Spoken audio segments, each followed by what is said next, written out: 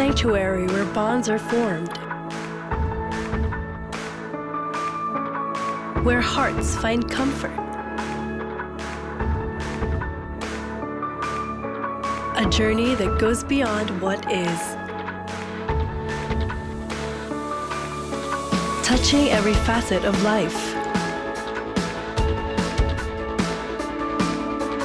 It's more than a gathering.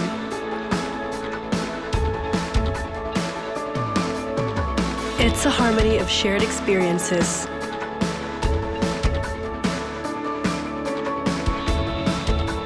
A foundation of hope,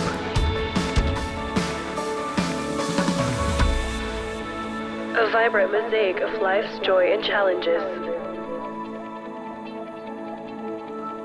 A space for support and a sense of belonging.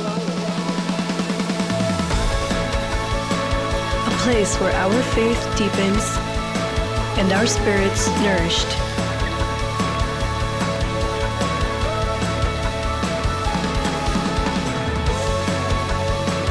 Let's journey together. Let's start now.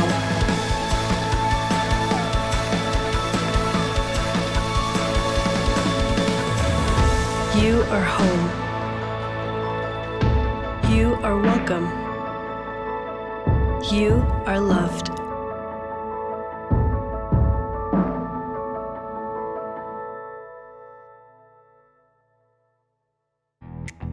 Bago ka ba sa The Feast? Tara na, mag-date tayo.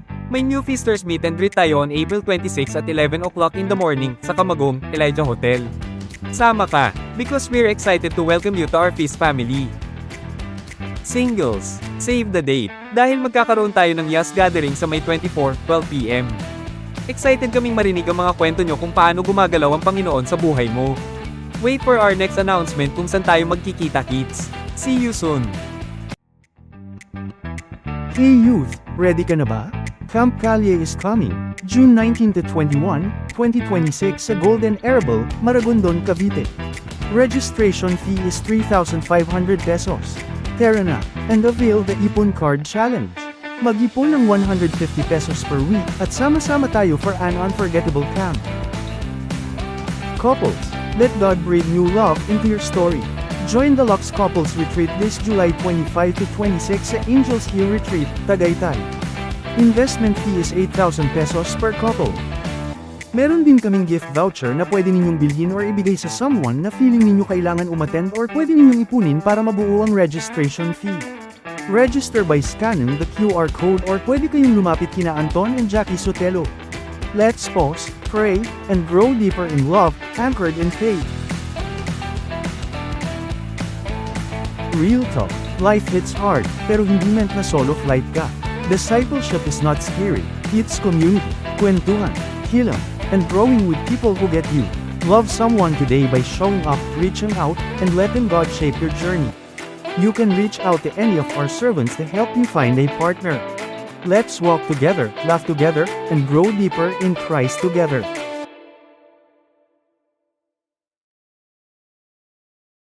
Wait, pause ka muna. Kapag sunod-sunod ang laban at life feels overwhelming, hindi mo kailangang kayanin mag-isa. May someone handang makinig at magdasal kasama mo. Our Feast Pastoral Care Advocates are here for you. Schedule a session by reaching out to any of our servants at the lobby. Let's heal, grow, and walk this journey together in Christ. May light group ka na ba? If wala pa, dito ka makakahanap ng friends na legit, pray together, share stories, and see how God's Word speaks to real life. May starter question, blessing sharing, quick recap ng Feast Talk, Bible verses, at prayer time. If you want friends, faith, and fun vibes, this is the place to be. Sign up today by approaching any of our servants. Gusto mo bang ma-level up ang faith journey mo? Join a ministry today. Whether sa social media, marketing, music, production, media, warmth, or kids, meron kaming spot para sa'yo. Dito mo magagamit ang gifts mo, make new friends, and serve God in a fun and meaningful way. Hindi kailangan perfect, just willing. Be part of the team and make a difference. Approach any of our servants to sign up.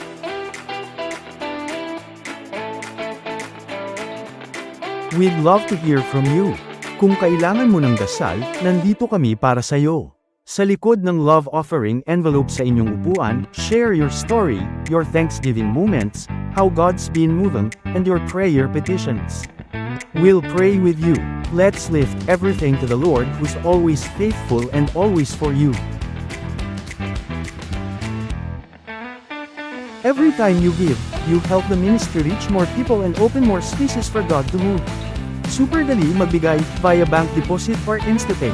Your generosity drives the mission forward. Let's keep building God's work together, stronger, louder, and with even bigger impact.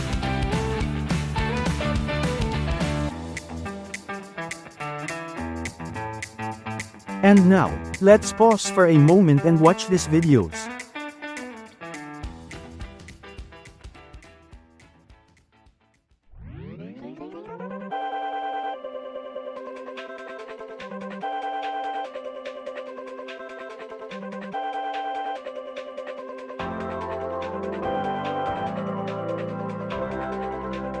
Can I invite you to take a midweek pause, to deliberately have some downtime so that you can listen to God's Word every single day.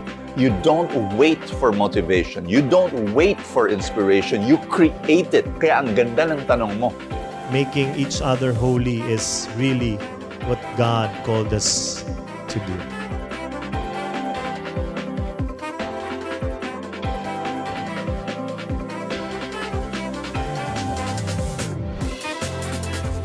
Jesus gave his whole life for that human being. Think about that. Your job after you've encountered Jesus is to bring heaven home.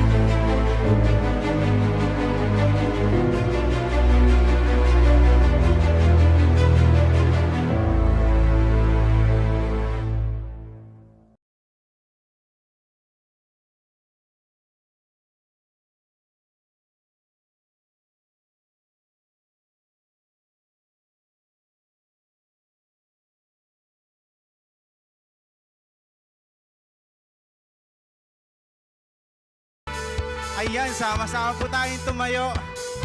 Amen. Isang masayang linggo. Isa ulit na pagkakataon para ipagbunyi ang magandang balita. Amen. So as we sing ang pinakamasayang piyesta, inaanyayahan ko po kayong pumalakpak, pumiyaw at sumigaw para sa Diyos na kasama natin sa lugar na ito. Amen. Let's sing. Ako'y nagagalak pagkat isang linggo na naman ang nakalipas. Salamat sa Diyos, mga biyaya niya ay di natatapos. Ako'y muling maghahanda sa natatanging araw na kanyang ginawa. Sa bagong hangin ng mga himala, ating siyang salubungin at ating purihin, magsalo-salo sa kanyang piging. Amen! Ito ang pinakamasaya Fiesta sa Cavite. Ito ang pinakamasaya Fiesta sa Cavite. Amen. Hindi dito ang pinakamasayang fiesta sa Cavite kasama ang ating pamilya, ang ating mga kaibigan. dito sa presensya ng Panginoon. Amen? At sama-sama tayong magbunyi at magpalakpakan para sa Diyos. Ito ang pinakamasayang piyesta sa Cavite. Ito ang pinakamasayang piyesta sa Cavite. Ito ang pinakamasayang piyesta sa Cavite. Ito ang pinakamasayang piyesta sa Cavite. Piyesta sa Cavite.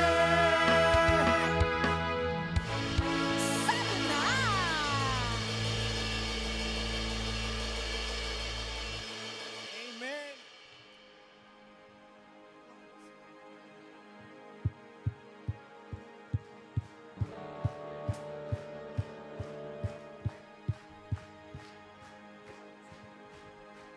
Lift your hands and sing.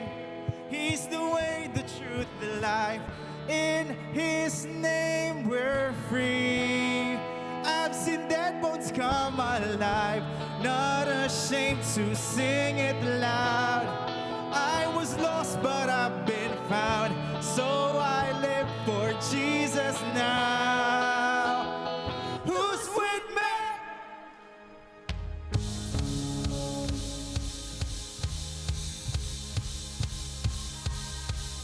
Amen. Sama-sama tayo. Palakpakan ng Panginoon. Out in the streets, their voices mix up with their versions of what's right. Scrolling through their opinions that never stop. Is this all there is to life?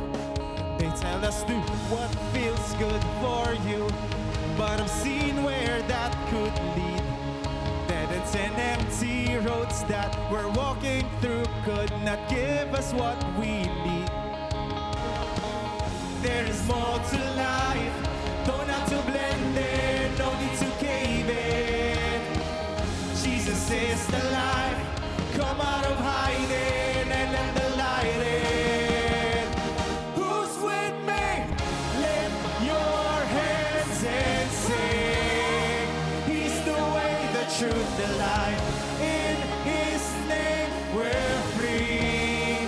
I've seen dead bones come alive. Not ashamed to sing it aloud. I was lost but I've been found. So I live for Jesus now. Who's with me?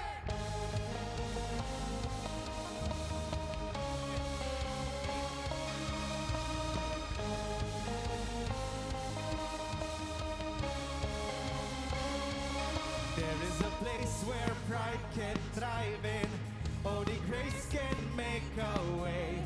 A place beyond the fame, all the hate and shame, where His mercy comes to reign.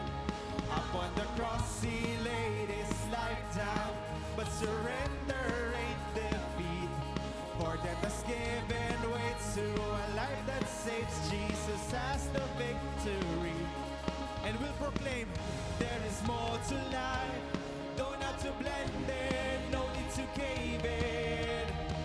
Jesus is the light. Come out of hiding and let the light in. Who's with me?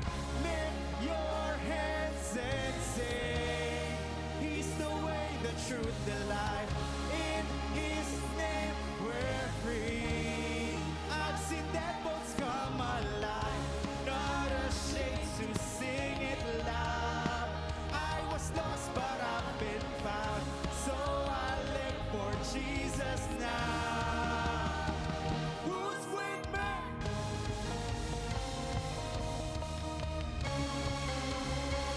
Who's with me?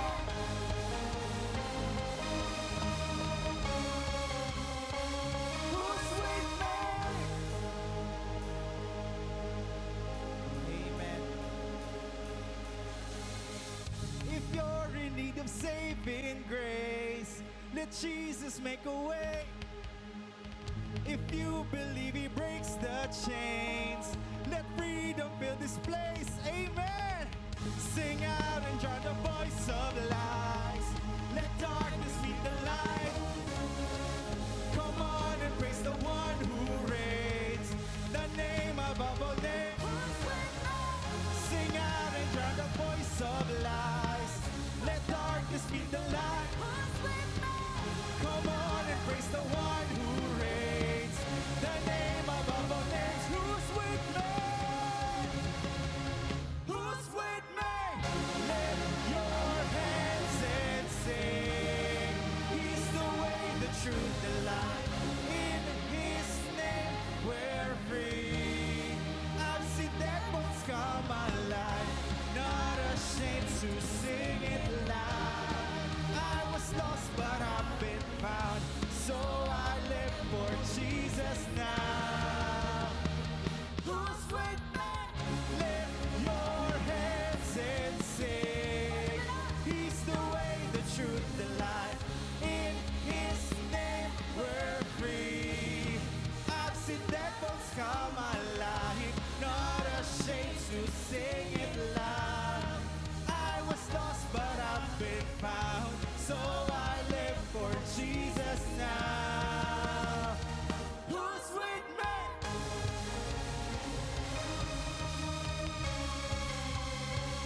Who's with me? One more chance to sing and praise the Lord. Who's with me?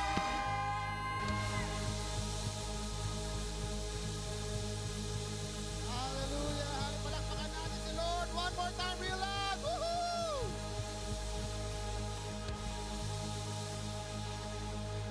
Tap the person beside, sabihin mo sa kanya, I'm happy you're here. Pero alam niyo kung sino pa yung masaya? Tanungin niyo kung sino? Si Lord, masaya na nandito ka. Amen? God is happy that you are here because He is here with us. Amen? Palakpakan natin si Lord. Amen. Nasubukan niyo na ba yung pag pumunta kayo sa mall, yung may sasabihin, "Oy, sir, good morning. May libre kayong payong." "Oy, good morning. May libre kayong Bluetooth headset." Nasubukan niyo na ba yun? Nasubukan niyo na? Taas ang kamay. Woohoo! Di ba? Tapos bilang pagdating mo ron, mag-a-applyin ka ng credit card. Tapos, sige na nga, gusto ko yung payong eh. Gusto ko yung Bluetooth headset. Tapos biglang nag-apply ka ng credit card. Tapos bilang magugulat ka, in-expect mo, isa lang yung in-applyan mo. Pero magugulat ka, 5 yung dumating sa'yo. Di ba? Iba-ibang bangko yung dumating sa'yo. Bakit ganun nangyari? Because sometimes, merong mga ganong ahente na binibenta yung data mo. Because there's nothing is free.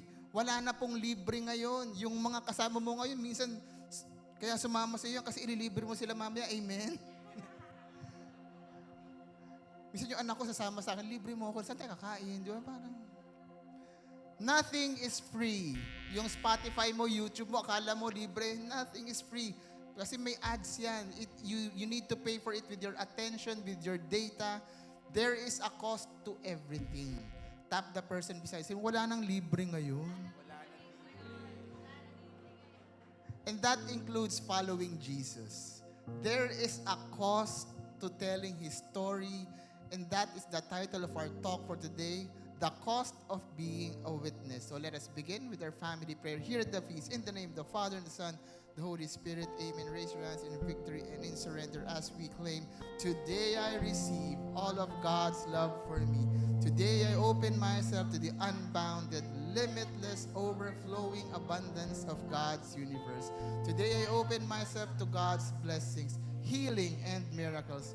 Today I open myself to God's word so I become more like Jesus every day. Today I proclaim that I'm God's beloved. I'm God's servant. I'm God's powerful champion. And because I am blessed, I am blessing the world. In Jesus' name, amen and amen. Let's read the word of the Lord. Thy word is a lamp unto my feet and a light unto my path.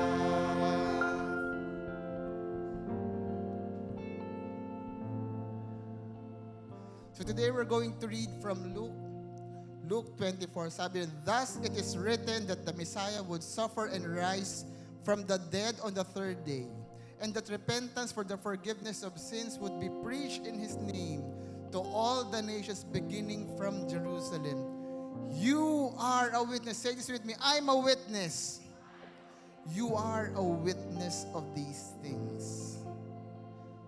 Ang galing sa Pilipinas, meron tayong mga versions ng mga sikat na international tourist spots, di ba? Sino dito yung nakatawid na sa Shibuya Crossing mag-iay? Woohoo! Yan.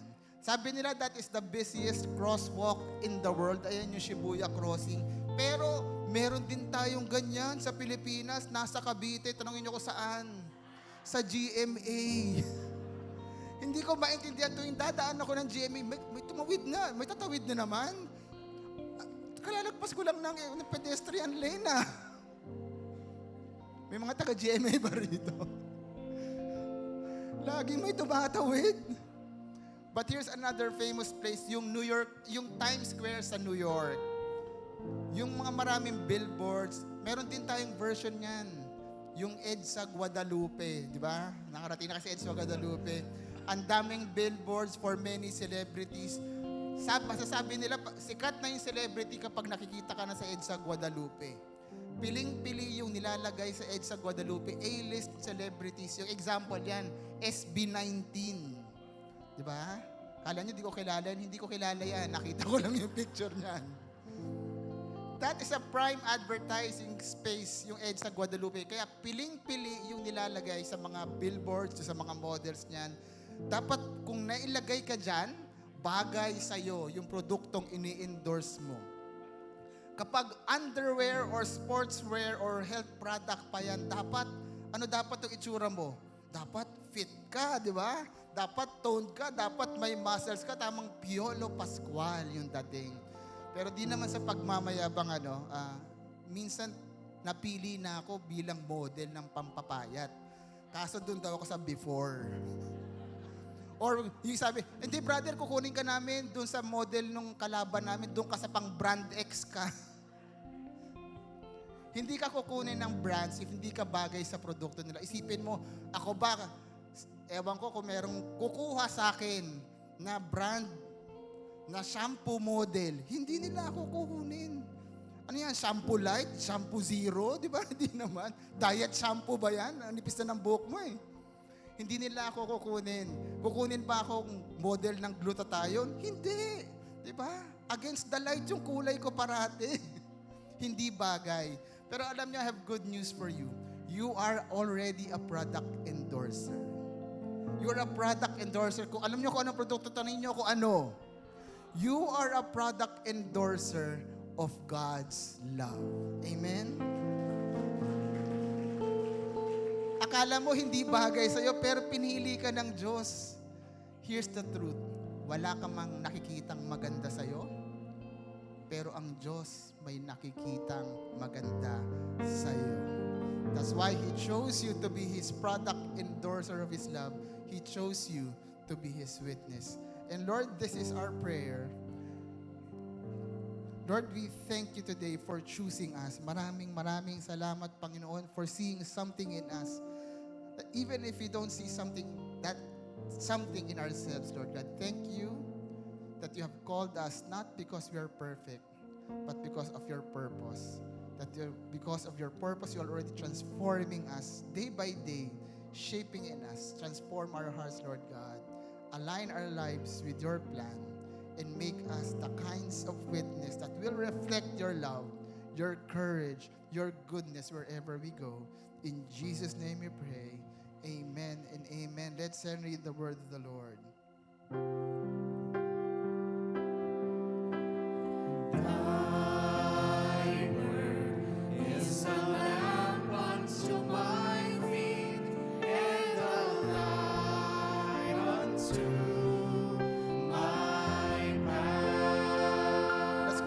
The Lord. Let's give a clap offering to the Lord. Palakpakan natin ang mabuhay na Panginoon. Before you take your seats, I want you to hug people around you, high five mo sila, sabi mo, you are God's choice.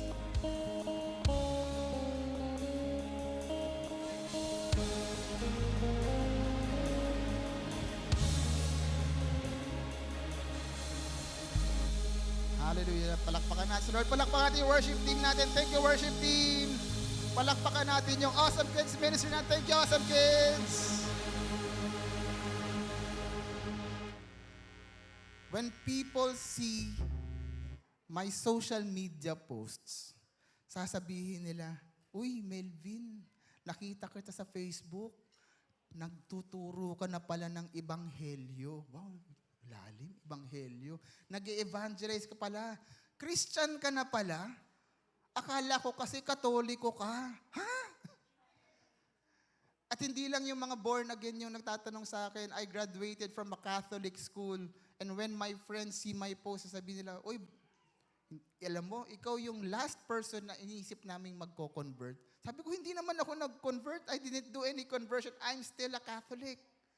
And the reason why people get confused that I am here preaching, that my Facebook posts are about God's Word, na share ako ng share ng mga Bible verse, is because for us Catholics, evangelization is not normal. Di ba?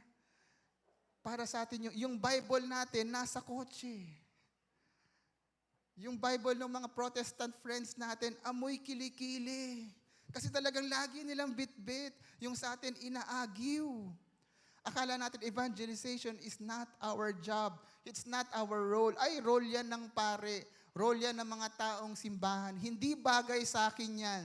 But let me break this misconception today. Every baptized Catholic should evangelize. Amen? Sabi mo sa katabi, I'm an evangelist. Taga-ebanghelista ako. Hindi pala sa Pasay yun eh. It is written in our doctrines of faith, in the Catechism of the Catholic Church, in the encyclicals of the Pope. Sabi nga ni Father, the popes are the voice, the living voice of Jesus.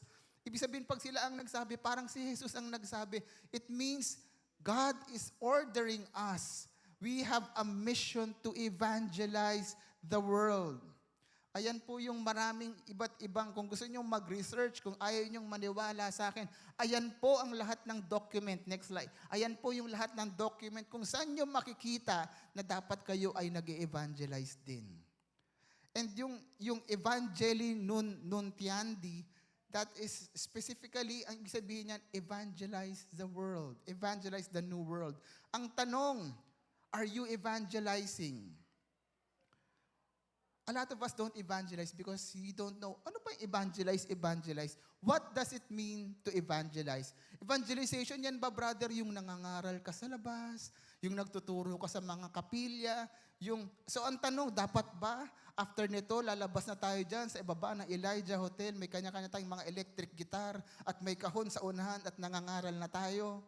Dapat ba yung pupunta tayo sa gitna ng palengke, tapos doon tayo mangangaral din tayo sa gitna ng palengke, at eto, sa Pilipinas lang to nangyayari. Alam mo kung gaano ka-traffic sa Pilipinas lang may nangangaral sa bus. Sa sobrang traffic sa Pilipinas, di ba, parang pwede mong tapusin yung 7 chapters of Love Someone Today. Pagbaba niya, mag-JJE na siya. Di ba? Those things are not wrong. Kung kaya mo, gawin mo, suportahan pa kita, but I'm not requiring you na lapitan mo yung isang taong hindi mo kilala, tapos sasabihin mo, brother, ligtas ka na ba? Di ba? Baka hindi ka maligtas sa suntok nun.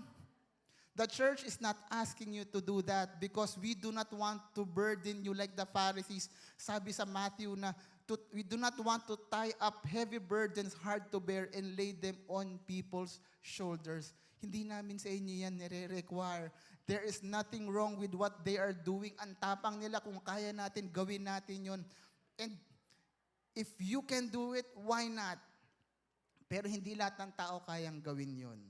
I have good news for you. Hindi mo man kayang mag-aral, sintonado ka man, hindi mo man kayang kumanta ng worship song, you can still be a witness. Because God has given us different gifts so we can be witnesses in our own unique way. Ulitin mo. Palakpakan natin si Lord. Remind that person beside you, you are a witness. preaching publicly is not the only form of evangelization. There are other forms of evangelization. Here are 4 examples. Kindness evangelism. Yung kindness evangelism, helping friends, neighbors, office mates in practical ways using your own God-given capabilities. And kahapon, we had a Jesus encounter. So yung mga kwento ko ngayon, ang daming Jesus encounter. Kasi ginagawa ko yung talk during the Jesus encounter. Grabe yung Jesus encounter kahapon. Palakpakan natin yung mga servants natin. Thank you. At yung mga attendees natin, maraming nakaka-bless. Sinong umattend ng JE kahapon? Mag-ingay. Woohoo! Were you blessed by the JE yesterday? Grabe, di ba? Pero alam nyo, na-bless ako while watching the servants. There are servants there na ang role nila, hindi mag-facilitate, hindi mag-talk. Ang role nila, mag-alaga ng bata. That is evangelism. People came to Christ that day because of what they did. And that is kindness evangelism. Friendship evangelism, building genuine relationships over coffee, walks, phone calls, simply doing life with people. This is what we do sa mga light groups natin. Yung maging kaibigan ka lang ba sa tao, maging kausap. Some people don't come here just to hear me preach. Pwede naman yan online. Pero bakit sila pumupunta? Kasi yung kaibigan nila nandito. Kasi yung kaibigan nila, niyaya sila. And that is friendship evangelism. You don't need to preach. You just need to invite. You just need to be a friend. Amen? Hospitality evangelism. Hindi ito yung nasa ospital ka nangangaral. Hospitality evangelism is welcoming people to your home for a conversation or a meal. When people ask me, Brother, si Sis Nori ba pwede mag-share on stage?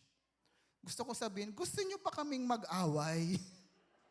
It takes a lot for her to speak up, pero alam nyo, ito alam ng mga bumibisita sa bahay namin to, pag siya binisita nyo sa bahay namin, pag siya nag-invite sa bahay namin, ayaw mo nang umalis.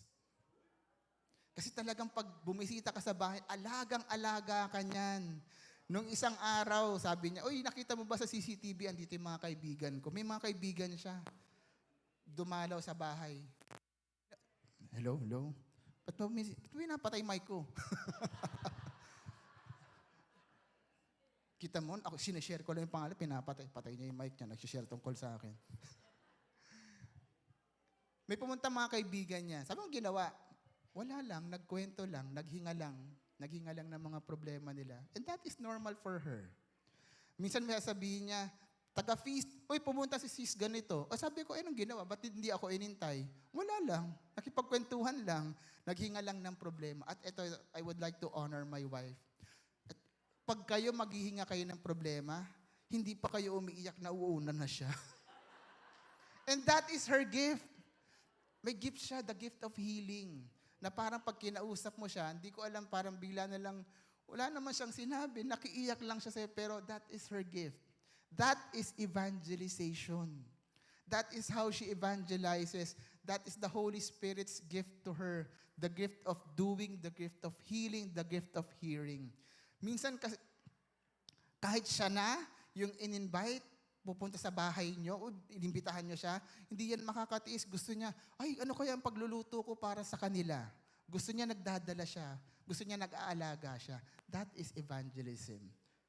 Attractional evangelism. Ito na yung mga nagpipreach, ito yung nag-worship lead. And this is what we do here at the feast. Pero alam nyo, attractional evangelism is not limited here on stage. You are also doing attractional evangelism.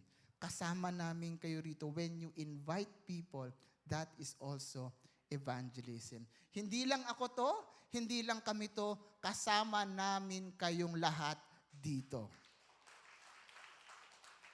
Tap the person beside mo, kasama ka dito. You are not just an attendee. You are an evangelist. Say it again. I'm an evangelist. I'm not saying that evangelism would be easy. Evangelism is hard. kahapon sa Jesus Encounter, grabe ang aga ng call time, 6:00 ng umaga. And when I saw the servants, Monday to Friday, they have their own work, they have their own job. Sabi ko, pagod na pagod sila. Sabi ko, gusto ko yang pagod kayo. Gusto ko yang wala kayong powers. Dahil ibig sabihin niyan, yung powers niyo manggagaling kay Holy Spirit. It will be the Holy Spirit moving in you. At grabe yung power ng Holy Spirit sa mga servants natin kahapon. And this is also what you need. In order for you to evangelize, you need the power of the Holy Spirit. Without the Spirit moving in you, evangelization would not just be difficult, it would be impossible. And Jesus knew that it's going to be impossible for mere humans to evangelize. Kaya sabi niya sa mga apostles, intayin nyo, maipapadala ko sa inyo. Sabi niya, but you will receive power when the Holy Spirit comes upon you, and you will be my witnesses in Jerusalem, throughout Judea and Samaria, and to the ends of the earth. I want you to notice yung tatlong lugar na yon, Jerusalem, Judea, and Samaria, and to the ends of the earth. Ang tanong, bakit kailangan natin ng Holy Spirit? Yung mga disciples, ito yung kausap ni Jesus.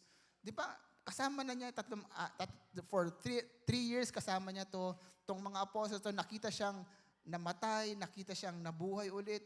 Hindi pa ba enough yun to be His witness? Here's the truth. To be God's witness, you cannot rely on history. You cannot rely on yesterday's experience of Jesus. You need to get a fresh experience of Jesus every day. You need to keep on meeting Jesus. You need to meet Jesus through His Word. You need to meet Jesus through the Holy Mass. You need to meet Jesus through the sacraments. Sabi ni Father, hear His voice. Meet Jesus through the people around you. Because sabi nga ni Father, sometimes Jesus is going to use the people around you to encourage you, to bless you. And that is our one big message for today. Keep meeting Jesus. And the verse that we read, sabi ko nga, I want you to take note of the places, Jerusalem, Judea, and Samaria, and to the ends of the earth. That is the table of contents of the Acts of the Apostles. In Acts 1-7, ang kwento dyan, they witnessed in Jerusalem. In Acts 8-12, they witnessed in Judea. And in Acts 13-28, they witnessed to the ends of the earth. And that corresponds also to the 3 phases of the Jesus movement. In our last talk, we talked about being a witness. And ito, review. What is the Hebrew word for witness? Yan. Aid ang Hebrew word for witness. Aid is the Hebrew word for witness. You share what you see. That is an aid. Sabi lang, the witness is not what we do, it's who we are. It becomes our identity when we, sabi nga ni Pope Francis, being a Christian is not the result of an ethical choice or a lofty idea. It is the encounter with an event. It is an encounter with a person, Jesus. Since God has first loved us, love is no longer a mere command. Love is a response to the gift of love which God draws near to us. And in the gospel yesterday was about proclaiming the gospel. Ang akala natin pag Kristiyano, ay, siguro Christian yan kasi mabait siya. Hindi. Christianity is not just a self-help program, a self-help na parang, ay, nag-i-improve na siya, Kristiyana na yan.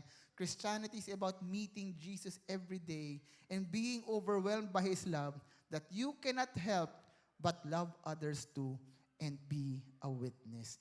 Christians are not just pleasant people to be with.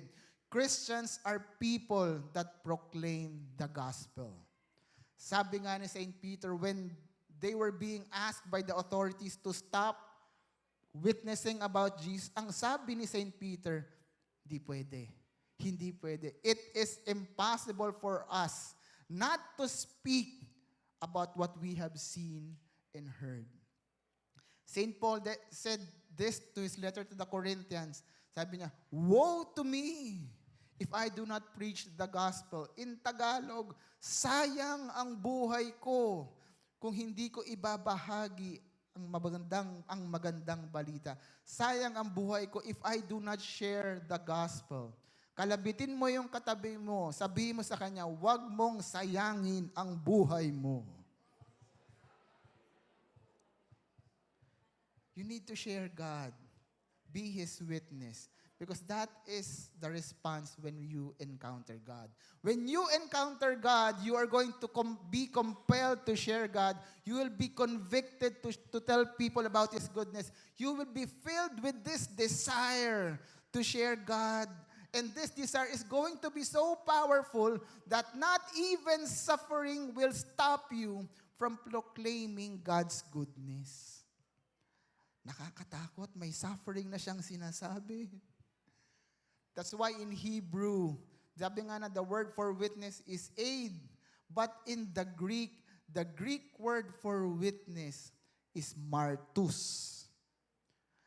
And martus is where we get the word martyr.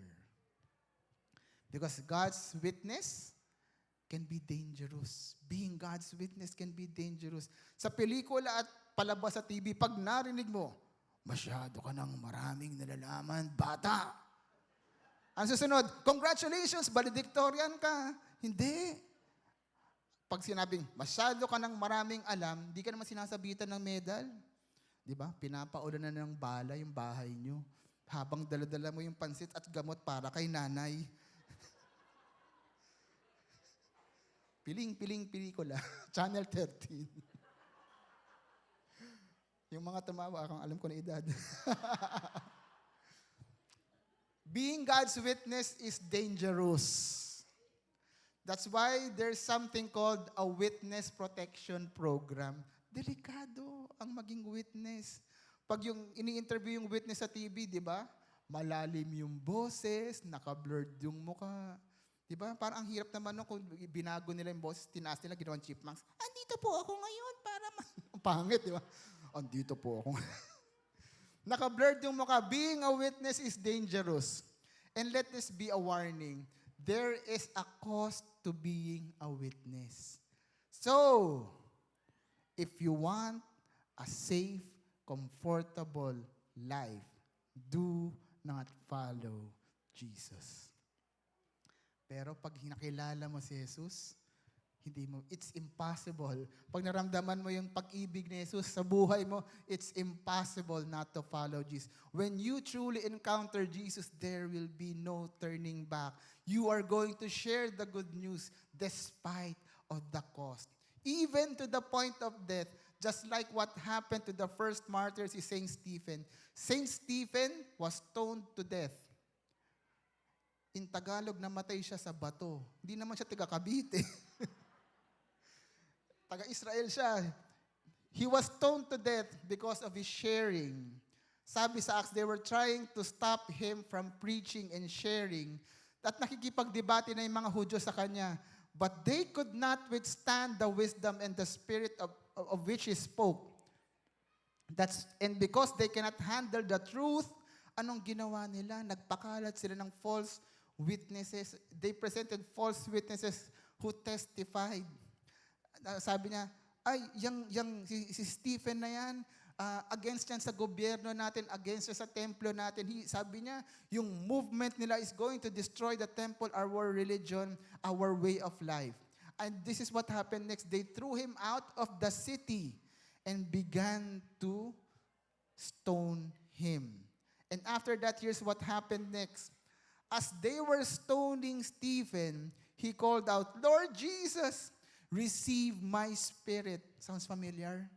Then he fell to his knees, cried out in a loud voice, Lord, do not hold this sin against them. Sounds familiar? And when he said this, he fell asleep. In the middle of that suffering, what happened? He became like Jesus. He spoke like Jesus. He witnessed Jesus. He forgave like Jesus. Sabi niya, Father, forgive them. Parang isa 7 last words. And he died like Jesus. Sabi niya, Father, receive my spirit. And I don't know who this message is for. You may be in a dark season of your life right now. Let me encourage you that sometimes the darkest moments of your life can be the moment you see the light of Jesus. Amen? That can be your moment of transformation. It is in our rock bottoms that we discover the rock at the bottom. Because Christ is our rock. He is the cornerstone of our faith. And I have good news for you. Ask me what? Christ cannot be shaken. Ito, real talk. If ikaw, follower ka ni Jesus, nakita mo pinatay si Jesus, tapos nakita mo pinatay si Stephen, ano ang gagawin mo? Would you be shaken or would you stay? Kalabitin mo yung katabi mo, would you stay? Ako, ewan ko sa inyo, ha? Di naman. Ako, real talk lang to, ha? Pag may sumigaw sa labas, may pumapatay ng pogi, may pumapatay ng pogi, tatakbo na ako. Tapos sabihin ng killer, tumakbo siya. Hindi naman siya kasali. And that's what happened to the Christians. Tumakbo yung mga Kristiyano. On that day, there broke out a severe persecution of the church in Jerusalem, and all were scattered throughout the countryside of Judea, Samaria, and Samaria, except the apostles. And it sounds like this is, ay naku, nag-alisan na yung mga kakampi natin. It sounds like the start of the end of the Jesus movement. But here's the truth. Martyrs are seeds that die to produce more seeds. Jesus said, unless a kernel of wheat falls to the ground and dies, it remains only a single seed. But if it dies, it produces many seeds. And this is what happened to the early church. Because of St. Stephen's martyrdom and the persecution of Christians, instead of the Jesus movement shrinking, the Jesus movement grew bigger. Because those who had been scattered preached the word wherever they went. And Stephen's martyrdom marked the second phase of the Acts of the Apostles, the evangelization outside of Jerusalem. Kung hindi nangyari yung martyrdom at yung persecution, Christianity would have remained a Jewish subgroup for a long, long time. But that action, that martyrdom, it accelerated the growth of Christians. Let me speak a truth into you today. If you are suffering from persecution, if you're suffering from opposition, if you're facing something difficult in your life today, let me encourage you that God will turn your opposition into opportunity. Amen? Go, clap your hands. What the enemy meant for evil, God's going to use it for your good. What was meant to harm you, God can use to bless you. The Bible didn't say that if you become a follower of the Lord, that you will have things easy. The Bible did not say that you will not suffer attacks. The Bible did not say that there will be no weapons formed against you. But the Bible says those weapons formed against you will never, ever harm you. Go ahead. Mahihain mga tao ngayon. Sabi, wala pong bayad yung palakpak. Sabi ko kasi, si Brother Melvin kasi sabi, may bayad lahat. Wala pong bayad ang palakpak. If you feel blessed, if you feel convicted to clap, that's praising the Lord. Kalabitin mo yung katabi mo, you are blessed. You are blessed. Bakit? Check mo yung katabi mo, mukha ba siyang may weapon na dala? Nung pumunta ka rito, may dinaanan ka bang checkpoint? Oy, saan pupunta? Mag-feast po. Bawal mag-feast. Bawal magsama-sama yung mga pogi. Di ba? Oy, may dala kang Bible, ko-confiscate na. May nakikita ba kayong ganon? Meron wala? Wala. That's why you are blessed. Sabihin mo sa katabi mo, you are blessed. You are blessed because majority of the population of our country is Catholic. Data shows that 79% of the population, Philippine population, is Catholic and 88% are Christian. We are the majority and that is good news. But that does not mean that there is no more persecution. Our persecution is more subtle.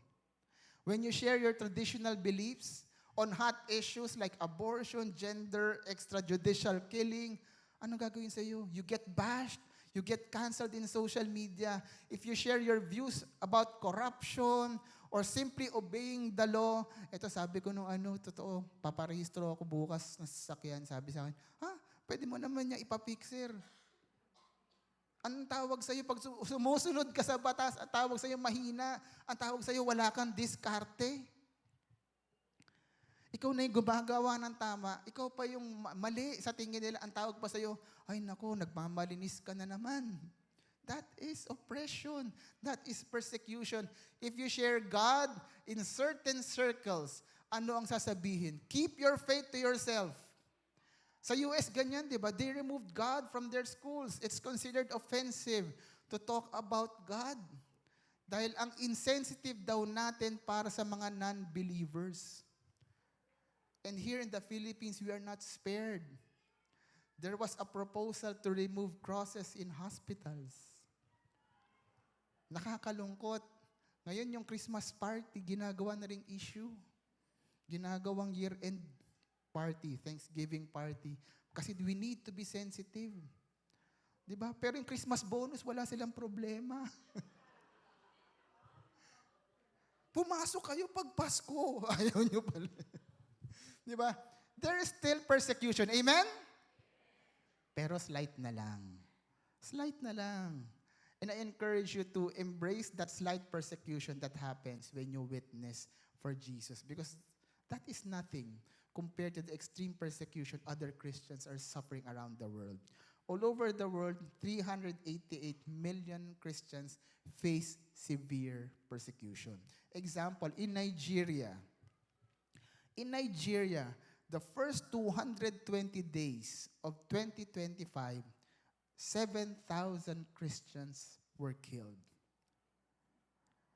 Yung capacity ng Dasma Arena ay 5,000 lang. Ibig sabihin, ganun karami at higit pa yung namatay sa Nigeria for the first 220 days of 2025. In a Christian church in Syria, a suicide bomber killed 25 people. In one Christian town in Myanmar, 21 out of 22 churches were destroyed since the military coup. Kung ganyan yung nangyayari sa bansa natin, andito pa ba kayo? Magsisimba pa ba kayo? Yes or no? Ba, konti na lang. 3 na lang tayo dito.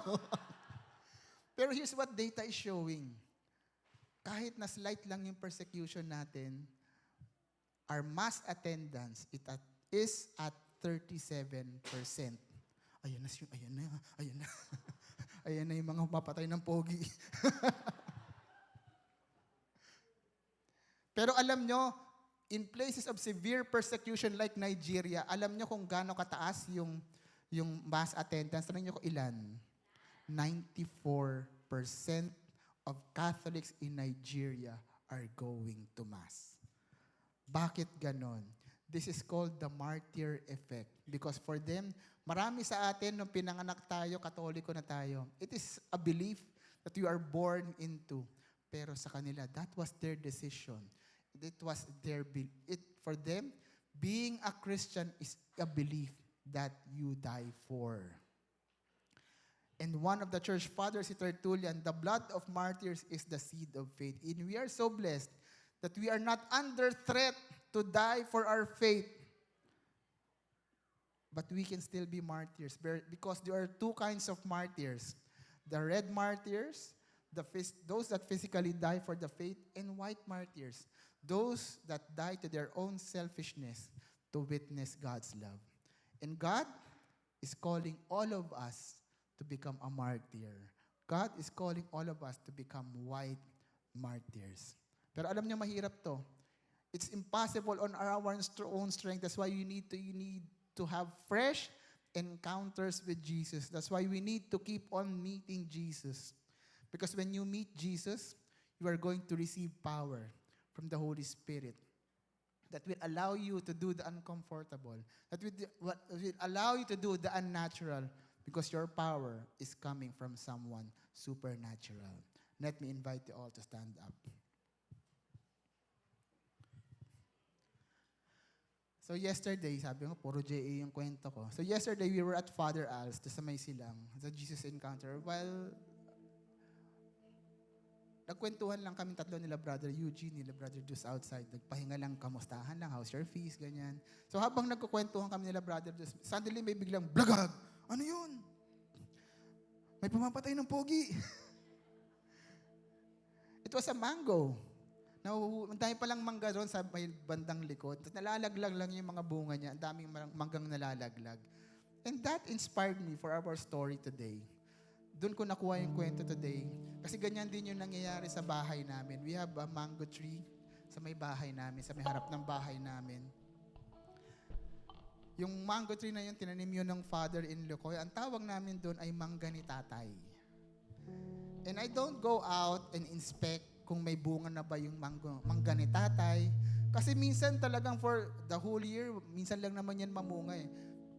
And ang hirap naman tayo, namunga na ba yung mangga ni tatay? Namunga na ba yung mangga ni tatay? December pa lang hindi eh. There are times that you just pass by that tree knowing that there is no fruit. The tree seemed fruitless most of the time, most of the year. And when I reflect about the tree being fruitless, isn't that how being a witness is sometimes? Diba? How a disciple maker feels sometimes. Parang ba't ganon? Fruitless naman yung ginagawa ko. Itigil ko na lang kaya ito. Amen? Amen? Invite ka ng invite sa feast, di naman pumupunta. Share ka ng share ng mga post natin, wala man lang nagla-like. Tas iba, sinishare, puro fake news. Yung fake news pa yung viral. Daming content, daming share. Invite ka ng invite for a coffee date, wala namang pumupunta. Umorder ka ng 2 kape, ninenervyos ka na tuloy kasi inindyan ka ng coffee date mo. Hindi ka pa ba darating? Invite ka ng invite for love someone today. Invite ka ng invite for an LG meeting. Parati na lang ang sagot sa'yo, sorry, brother. Last minute, sorry, brother, busy kami. Sometimes it feels fruitless. Amen? And if you are frustrated right now because you do not see the fruits of being a witness for the Lord, let me encourage you today. Not seeing a fruit doesn't mean it's fruitless. Not seeing a fruit doesn't mean it's fruitless. Tulad ng mangga ni tatay, hindi ko naman kaagad nakikita kung may bunga siya. Pero alam ko pag nagbubunga na yung mangga ni tatay, kasi naririnig ko yan tuwing madaling araw. Blagag!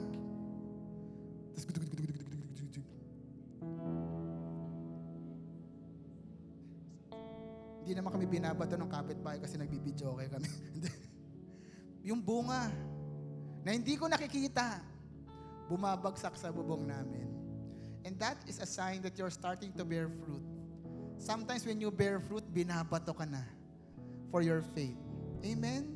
People may not throw physical stones at you just like Saint Stephen, but people can throw accusations at you. Hindi naman yan tunay na Kristiyano. Sa feast lang yan mabait. Nagpapakitang tao lang yan. People may not throw stones, but people throw stories of your past. Naku, kilala ko yan. Kaklase ko yan. Kasama ko yan sa inuman at sugalan. People can throw insults at you. Ang corny ng belief mo. Baduy ng ginagawa nyo, taas-taas kayo ng kamay, hindi na kayo updated, 2026 na, ganyan pa rin paniniwala nyo. Masakit, di ba? Pero uulitin ko, not seeing a fruit doesn't mean it's fruitless. Yes, it can be frustrating and painful, pero may good news ako sa iyo, kapatid. If you feel that people are throwing stones at you, if you feel persecuted about your faith, then I have good news for you. Ask me what? Louder, what? You are starting to bear fruit. Dahil sa pag-share mo ng faith mo, because of you sharing your faith, because of you making disciples, journeying with people tirelessly, kahit na walang pumapansin sa'yo, kinukulit mo pa rin sila. May buhay na nagbabago. May pamilyang naaayos. May mga nagsusuko ng buhay nila kay Kristo. At itong mga taong nagsuko ng buhay nila kay Kristo, itong mga taong ito, gagawin din yung ginawa mo sa kanila. Kahit masakit, kahit na mahirap, and they're going to be witnesses. And they're going to be more witnesses for Jesus. And the enemy, kaya ka binabato, the enemy would do everything in his power to stop that from happening. Just like si Saint Stephen. If his words were not making an impact, malamang buhay pa siya. Malamang hindi siya pinatay, malamang pinabayaan pa siya. His persecution was the proof of the fruit. So I encourage you today, tuloy mo lang. Ituloy mo lang yan, kapatid, dahil yung tinanim mong salita ng Diyos sa mga tao, yung tinanim mong pagmamahal, yung tinanim mong oras, lahat yan magbubunga balang araw. And sometimes the fruit will not be seen in this generation. Minsan, yung sinabihan mo ng salita ng Diyos, lumipat, wala na sa feast na to. But it's going to be felt somewhere else. It's going to be felt in other places. It's going to be felt by future generations. Tulad nung mangga ni tatay.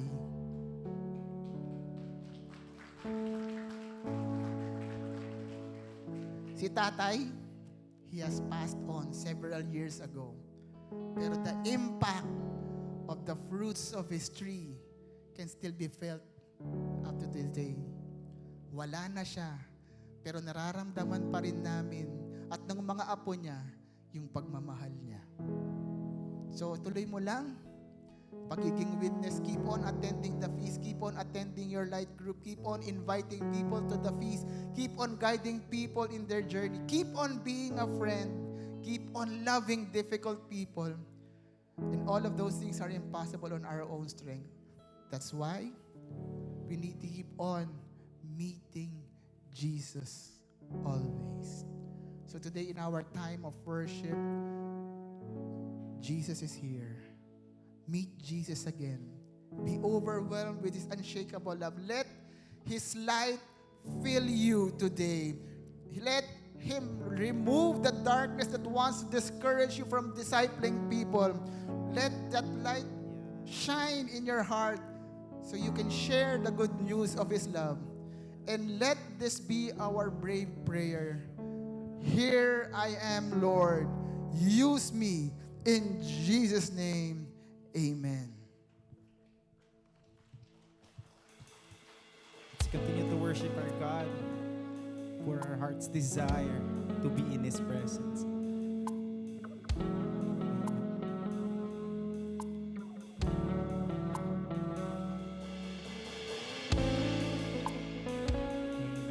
Jesus, you are here. You are in our hearts. We desire for your love.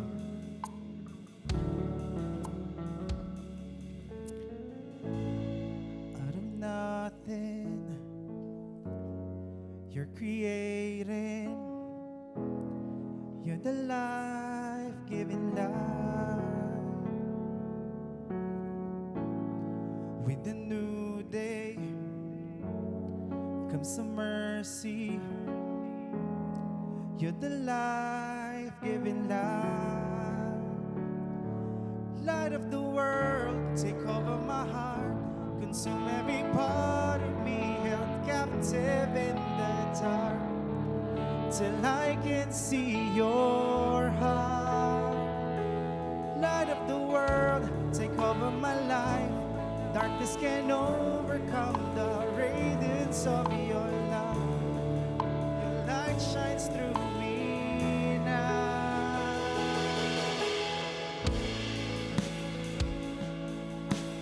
Jesus, you are this place.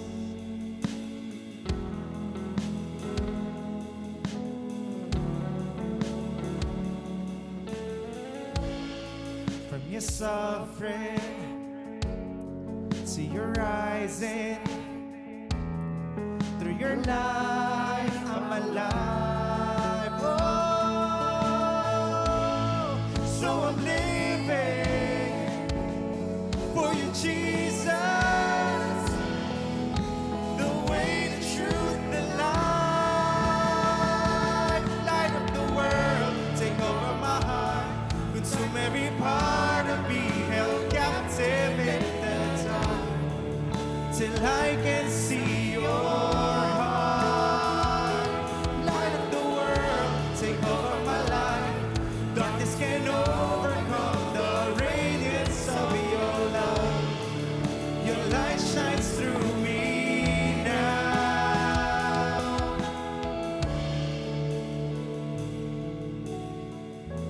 Lord, we ask for for your light, Lord God. Lord, we ask for your light to dispel the darkness inside our hearts, Lord God. And Lord, I pray that your light shine in our lives, Lord. I pray, Lord God, that your light shine in our finances, Lord God. Lord, I pray for financial provision. I pray, Lord God, for protection of their businesses, Lord God.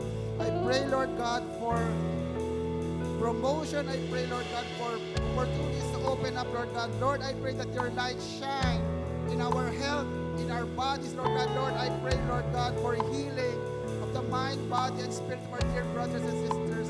I pray for that you renew their bodies, Lord God. Renew them to their strength, Lord God. And Lord, I pray for reconciliation, Lord God.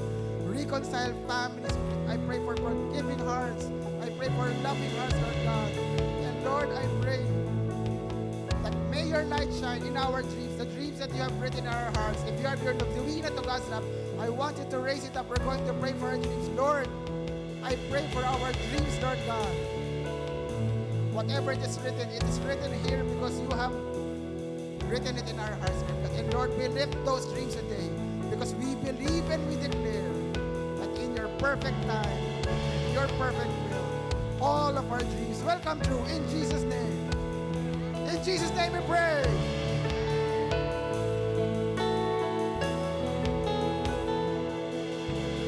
Here I am, use me to seek the lost and to bring them. Call me when you need me, to the broken and the farthest.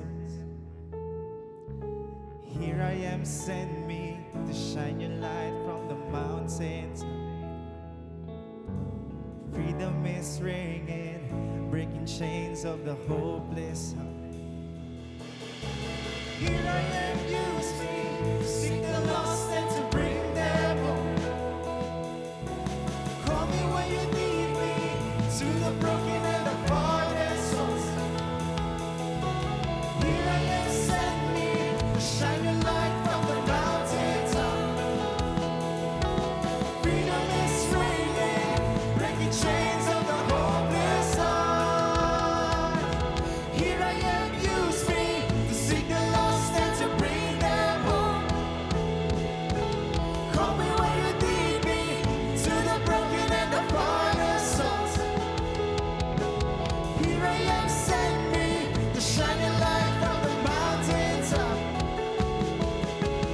Freedom is ringing, breaking chains of the hopeless heart. Light of the world, take over my heart, consume every part of me, held captive in the dark, till I can see your heart.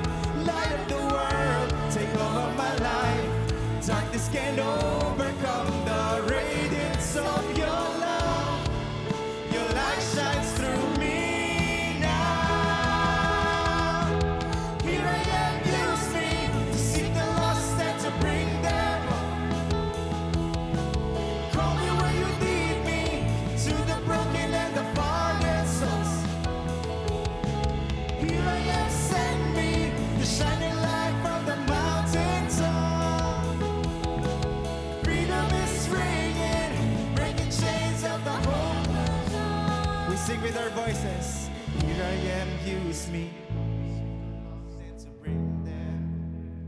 Call me, oh Father God. To the broken and the farthest. Here I am, use me.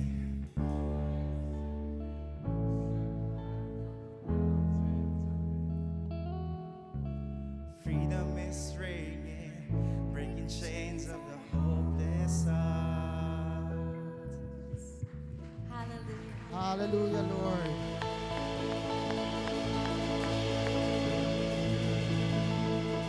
Here we are, Lord God, your chosen people. Use us mightily. In Jesus' name we pray.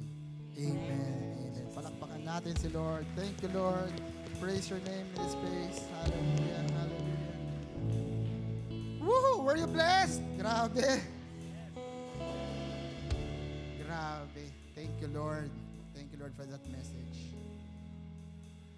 Woo!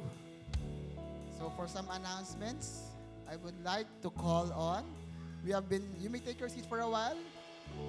because we want to call on a group of people. So we have been talking about today about witnessing. And yesterday, sabi ko nga in the Jesus Encounter, there are people who came to Christ not as attendees anymore, but as disciple makers. So I would like to call on the graduates of the Jesus Encounter yesterday, our new disciple makers for Feast Dasmariñas. And I call him up here in front so we can pray for you. Bakit ko sila pinapatawag? Dahil sila yung mga mangungulit sa inyo. Sila yung magko-coffee date sa inyo. Sila yung mga sasabihin nila, "Oy brother, na hindi na kita nakikita." Sila yung mangangamusta sa inyo.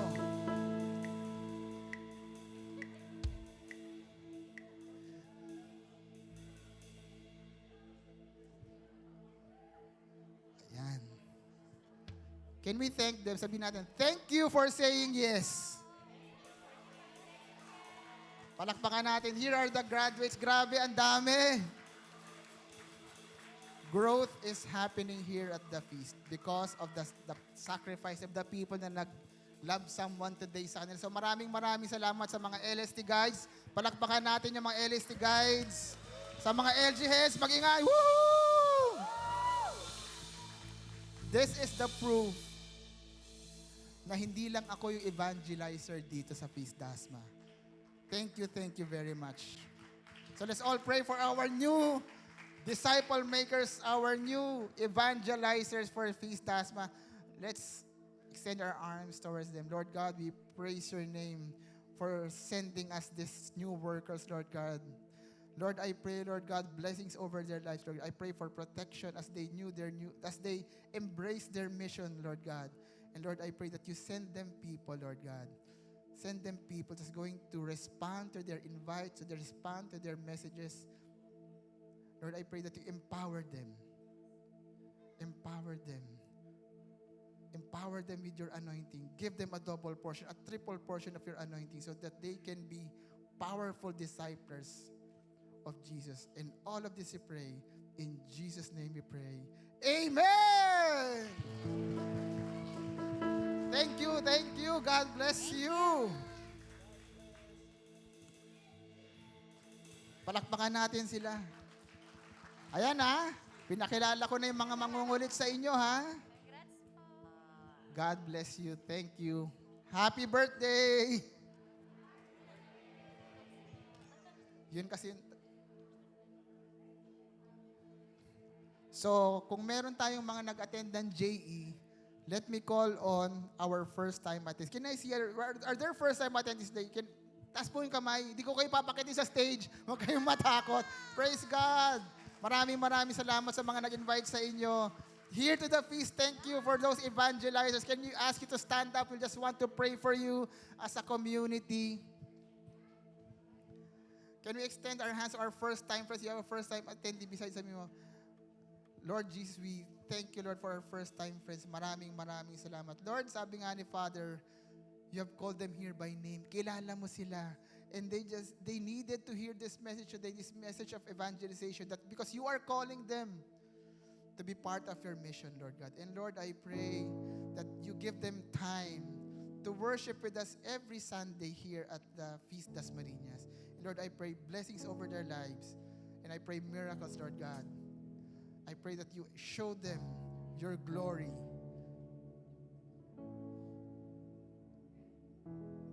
As they journey towards you here at the feast. In Jesus' name we pray. Amen. Amen. Palakpakan natin. Pakisigaw, welcome home! Welcome home! Hallelujah. Praise God. Praise God. So reminder lang, so we're arranging for the venue of the New Feasters date dahil dumadami na yung New Feasters natin. So, ayusin lang natin yung schedule. So, yung mga na-message, nasa announcement kasi kanina yan. So, we're going to reschedule it for some time. Pero we're going to move it to a bigger place dahil dumarami na tayo. Tap the person, sabi niyo, dumarami na tayo! Yun. Tama yan. Dumarami na tayo, hindi lumalaki. Yan. malapit na kami kuning models. So let's all stand up. Let's all stand up and prepare for our offering. Sabi ko nga kanina, there are 4 examples of evangelization, di ba? Ano yon? Yung kindness, hospitality, attractional, ano isa? Basta yun, yung isa. Dapat alam niyan, ako yung nagturo. Pero I want to introduce you to the 5th kind of evangelization. The giving evangelization. There are some people who cannot really sabi nila, ay, hindi ako marunong mag-preach, hindi ako marunong magsalita. But you can bring people to Christ through your giving. Because what you give today is going to be the seeds. It's going to be what we use to keep the doors open, to keep the lights open here at the feast. Gusto niyo bang magtagal pa tayo, dumami pa tayo lalo? Then please keep on supporting. And I would like to thank the reason that we are continuing the mission. Maraming salamat po sa lahat ng faithful na sumusuporta sa Feast Dasmariñas. Kilala niyo kung sino kayo, palakpakan niyo yung mga sarili niyo. And I pray that more people embrace the mission to support this mission to give. So I'll lift up our love offering to the Lord. Lord, we thank you, Lord, for giving us the opportunity to earn, Lord God, and the opportunity to give back, Lord God. Lord, kung ano man itong inaangat namin at binabalik namin sa iyo, this is not a bribe for the prayers that we are praying, Lord God, but this is thanksgiving. This is support for the mission because we believe, Lord God, na mas marami dapat makarinig ng salita mo, mas marami pang mabibless pag nagpunta sila dito, Lord God. And Lord, I pray that you use this offering to multiply Feast Dasmariñas, the family, your family that you have entrusted to us, Lord God. And Lord, I pray blessings over my dear brothers and sisters that are offering right now, Lord God.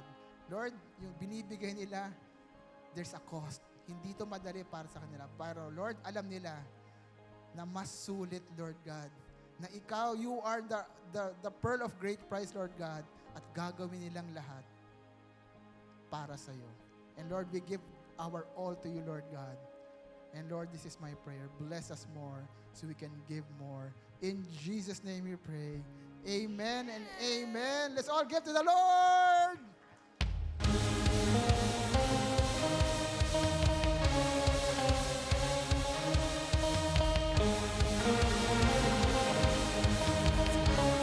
We're not done yet. Out in the streets, their voices mix up with their versions of what's right. Scrolling through their opinions, they never stop. Is this all there is to life? They tell us do what feels good for you, but I've seen where that could lead. Dead ends and empty roads that we're walking through could not give us what we need. There is more to life, no not to blend in, no need to cave in. Jesus is the life, come out of hiding and let the light in. Who's with me?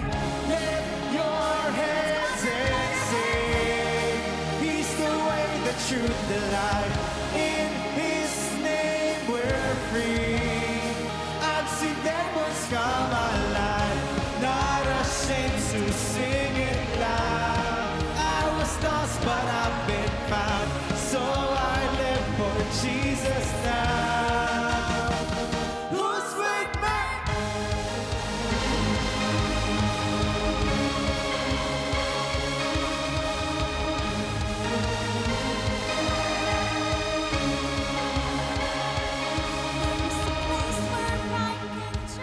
Brothers and sisters, huwag kakalimutan, see you next Sunday, same place, dito pa rin po sa Elijah.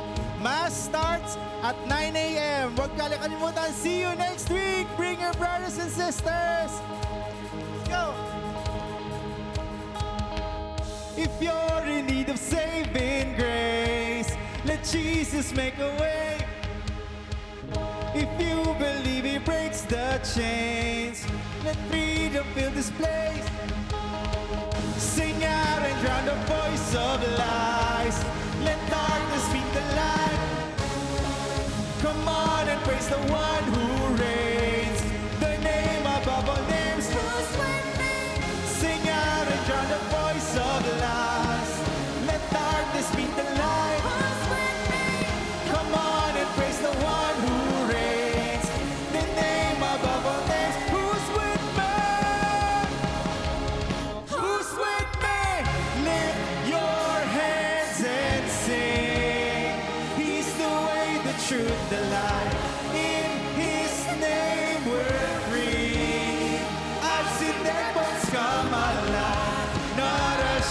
to sing it loud. I was lost, but I've been found. So I live for Jesus now. One more. Who's with me? Lift your hands and sing. He's the way, the truth, the life. In His name we're free. I've seen dead bones come alive. Not ashamed to sing it loud. I was lost, but I've been found. So I live for Jesus now. Who's with me?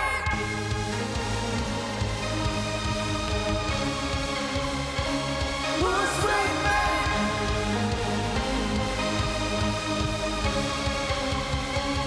Who's with me?